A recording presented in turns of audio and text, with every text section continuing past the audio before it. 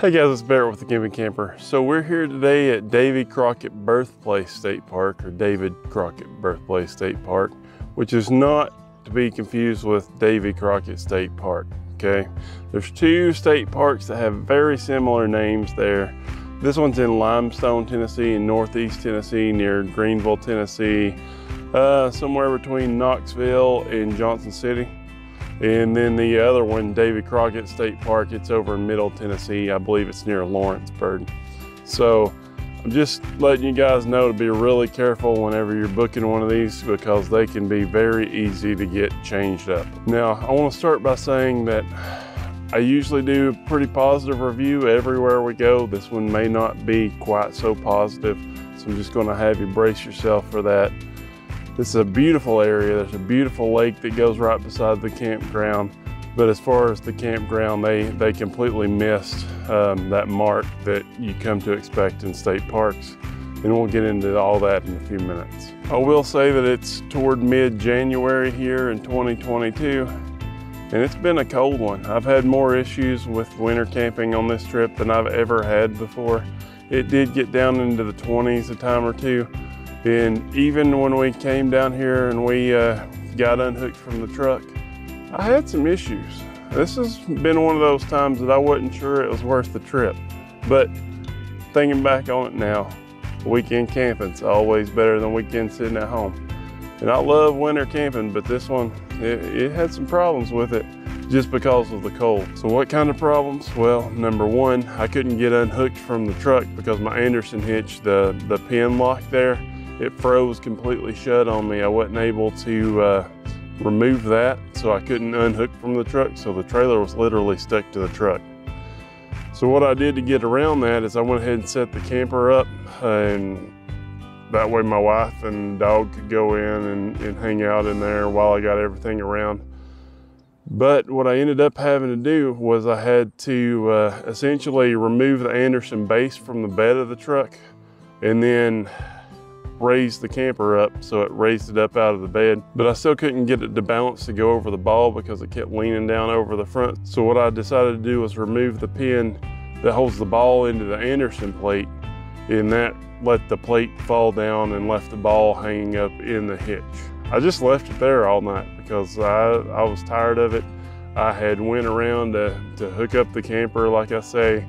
My water hose, I was filling my tank up because when it's cold, I always fill my tanks up instead of running the water hose, because I don't think anybody needs a heated water hose, which I did have my water line start to freeze on me one morning. The pump just had a hard time kind of getting the water flowing. So I think it was partially frozen somewhere. But besides that, that was fine. But whenever I was hooking up, I had my hose there and it was all tangled in the electrical line, and there was a stick in there, and I was trying to get it unentangled, and I was just kind of throwing a fit, like a regular, like, think about Christmas Vacation kicking the reindeer fit, okay? I was kind of having one of those. I was pulling, and that stick that was like jammed in there, it just came up and hit me in the twins, and that wasn't very fun. Then the water hose fell out where it was filling up and sprayed me, and it was like 0 degrees out here. So it was a time. We had some time. Also had an issue with my lithium batteries charging for the first time ever. I couldn't figure out why they weren't charging. And then I realized that it was because even though they're in the storage compartment there, which is more insulated than the compartment that they're originally in, they were below freezing, and so the battery monitoring system was keeping them from charging to protect them. What I ended up doing on that is I just got a regular heating pad that I keep in the camper for my back, and I wrapped around there. And after a couple hours, those batteries started charging with no issues. Back to the task at hand. Let's talk about David Crockett Birthplace State Park. So we always talk about cell phone service and internet speeds. I will tell you that FirstNet has again blown me away. My Verizon service here, I'm getting 13 megabits download. On FirstNet, I got 79. 79. I thought Verizon was the bestest of the best. I mean, FirstNet, it's great. If you have access in order to get FirstNet through AT&T, which is for healthcare responders, I highly recommend it because I'm just impressed every time we go somewhere, because all these places I would just assume that Verizon had the best coverage, and that's the way it's always been in Tennessee. And I know I say this on every video now, but 13 versus 79, come on. Now let's talk about some amenities that they have around here. So number one, they do have in the other loop over there, they have a homestead pretty much, where they have some replicas of some cabins and some fences, and they got a couple of donkeys over there. My wife likes the donkey. She's getting ready to go feed them. If she gets out of bed, don't let her know I said that though, because we're getting ready to pack up. It's Monday morning here. I usually don't do my videos on Monday morning anymore, but she took the truck and went to town yesterday, and my tripod was in there, so that was a little bit of a problem. And apparently during the peak season over there at the homestead, you know, they have a garden that they raise. They got the donkeys. Apparently they usually have some chickens over there in the warm climate. They also have some volunteers that set up and just kind of show you how things were done back in the day, from what I understand. It's a really nice area, like I say. As far as getting here, you know, I will say that it was a little bit hairy in the dark, because you know, that's one thing about winter camping in Tennessee. It gets dark about 5:30, 5:45, and we didn't make it in by dark. So whenever you come in though, there's a pretty significant turn that you have to make before you get to a split off that goes right or left. And to go to the campground, you're going to turn right. So it's almost like a U-turn. Granted, it is kind of big and open right there. I don't think most rigs are going to have an issue. It's more about just being at night and not knowing what's over there beside your truck, because your headlights are only showing you what's in front of your truck, and you didn't really pay attention when you first went around that curve because you wasn't expecting to have to go do a 180 there. But we made that no issue. But other amenities in the park, they do have a swimming pool here. It's closed down, of course, because it's winter time, but all Tennessee state parks have been closed down with their pools for a couple years now for COVID. And I read some reports that quite a few Tennessee state parks don't have plans to reopen their pools, which I think is a little sad. But you know, they gotta do what they gotta do. They said they're gonna reallocate that money in order to do things that they can have use of in winter all year round and not just in the summertime. But it's kind of sad to see those facilities just go to waste. Other things to do around the park is they do have a basketball court. They got a place where you can play volleyball. They got a big sand pit over here by the office. They have a horseshoe station where you can play horseshoes. They have a lot of stuff around here to kind of keep you occupied. They do have a few very large pavilions where you can hang out for parties and such as well. One of them's like right on the edge of the river that flows behind me here. And so it's a really nice place. They have a couple of bathhouses here. The bathhouses are clean and nice. Some of them are a little bit older. They do have half of them closed down right now, which is pretty normal for Tennessee state parks. I found that I think all Tennessee state parks with campgrounds pretty much are open year round, but they do have limited facilities like that. Although I was pretty surprised that they had a laundry facility here with some washers and dryers. And that's at the very end of the pull-through sites over there, which we'll talk about in just a minute. Now, if it's tent camping that you're planning to do, quite a few of these sites are going to have you covered. Not so much for hammock camping, because I don't think there's that many trees in a lot of these sites. But tent sites, this place has got you covered. I will say that they're pretty small, and a lot of them, like back through here, they're right on the edge of where you overlook to see the river. There's a significant drop off there that goes down to the river, and you have to actually go down. They have like a dock down here that you have to walk down some steps, a few tiers of steps, in order to actually get all the way down there. Unless you go up near where the homestead is, it kind of more levels out and is level with the river where you can walk down there. All right, so let's talk about the negative aspects of this campground. And unfortunately, there is a long list. A lot of videos give very high regards to this campground, and if this is your type of camping, then I can see why you would do that. But for me, it just misses the mark. I think the biggest thing is I feel like this campground is trying to be an RV resort rather than a state park campground. That's not what I expect. And they have a lot of like full hookup sites, which is also something that I don't personally care about. But they cram way too many into way too small of a space that's going to cause us some issues. The biggest issue that I have with the park is that most of the sites are pull through, but they are basically in a large loop that's sectioned out into a few different rows of campers. Well, unless you're on that very back road and you turn left to go into your site, to go through the pull through site, and you're able to go all the way to your site, I think you're gonna have problems. Now, when I say you have to turn left to pull into your site, there's like 3 different rows of campsites there. And so if there's somebody behind your site, you're not gonna be able to do that and you're gonna have more issues. Now, there are some basically connector roads that split those sites up that go down lengthwise. And so you can turn on a specific road that your site's gonna be on and then just swing into your site, right?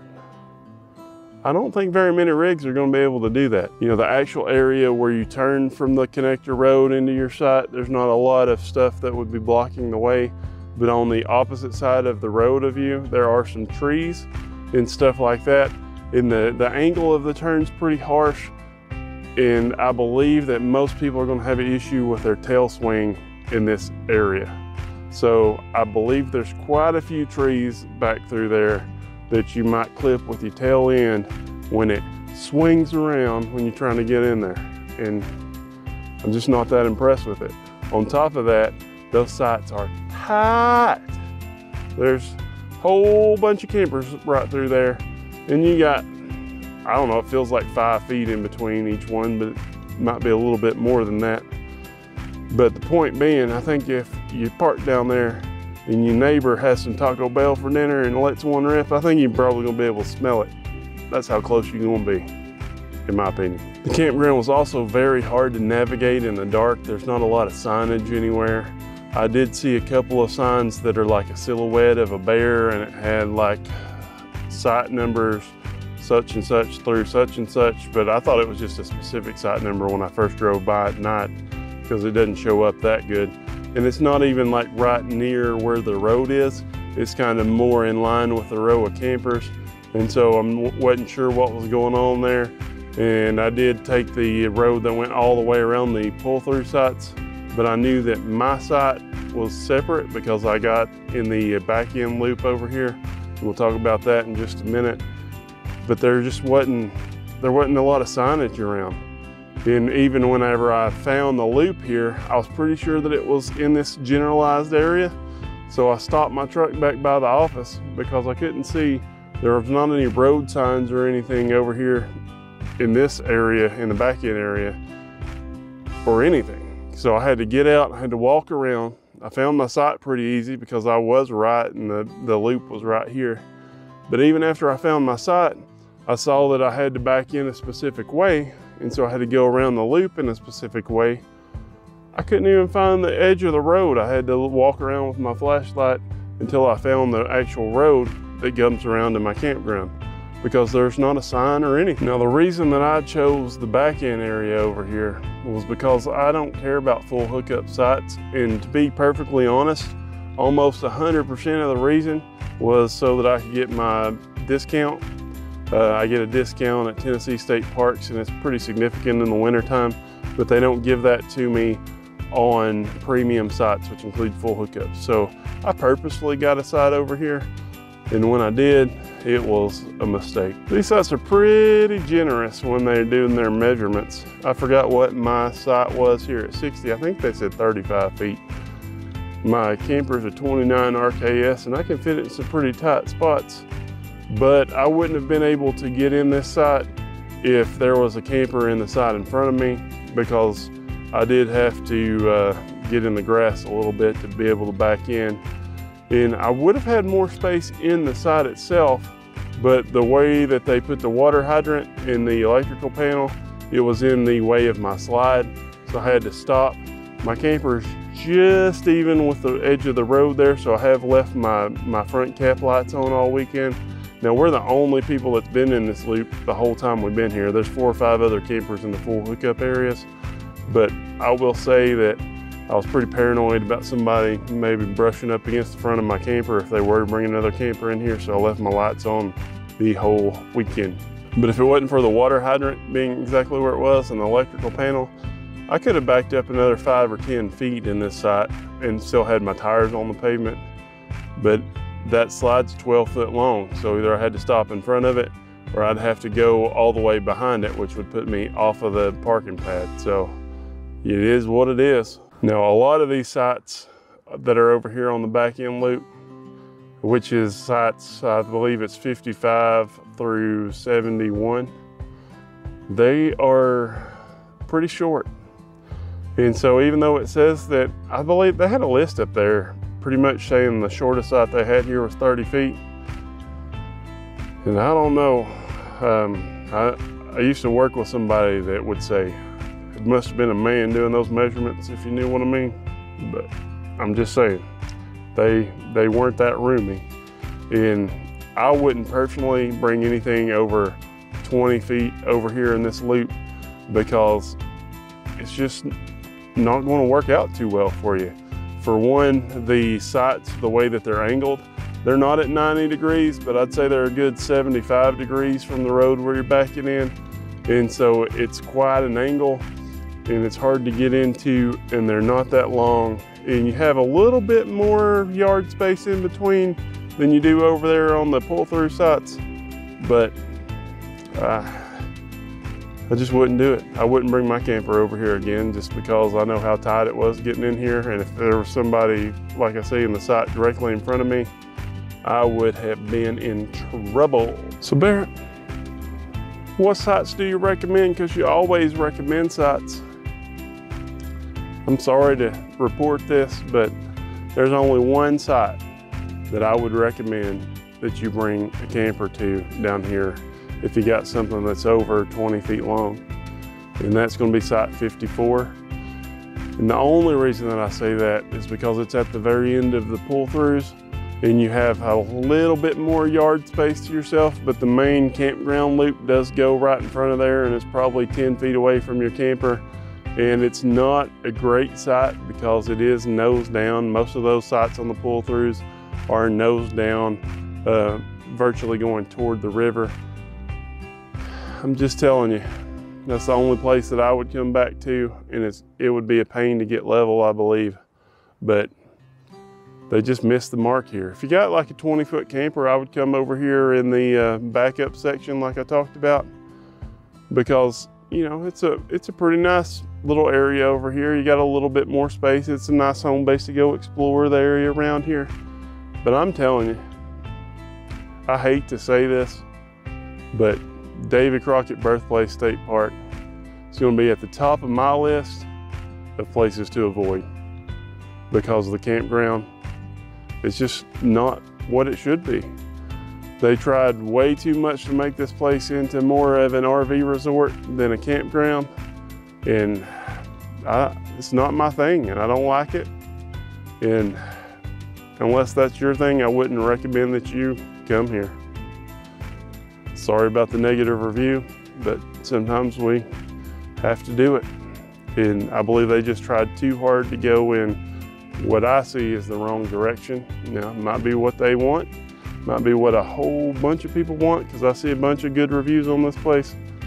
But for me, it's a negatory. Now, the next problem that I have is just because the dump station, these sites over here don't have a sewer line. The dump station is on the wrong side when you come out, so now I got to make a U-turn, whatever, and we got to figure that out. Well, X-nay on that, because they have a padlock on the sewer, so I ain't even going to be able to do that. So I guess I'm going to go around here and use a full hookup site that's empty. Thanks for watching. Do not forget to hit that subscribe button.